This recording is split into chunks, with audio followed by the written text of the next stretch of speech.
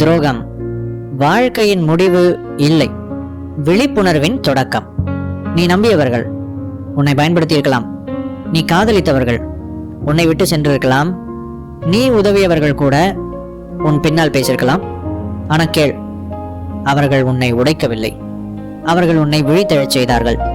ஒரு உண்மையை தெரிஞ்சுக்க, அதிகமாக ஏமாறுடவன் பலவீனமானவன் இல்லை, அவன் நல்ல மனசுக்காரன். இனி யாரையும் வெறுக்காத, ஆனா யாரையும் கண்மூடி நம்பாத.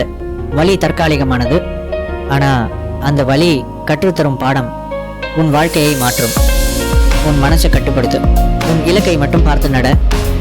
நீ அமைதியா வளரும் போது உன்னை காயப்படுத்தினவர்கள் உன் உயரத்தை பார்த்து அமைதியா எறிவாங்க. நினைவில் வை, தோல்வி உன்னை முடிக்காது, துரோகம் உன்னை அழிக்காது.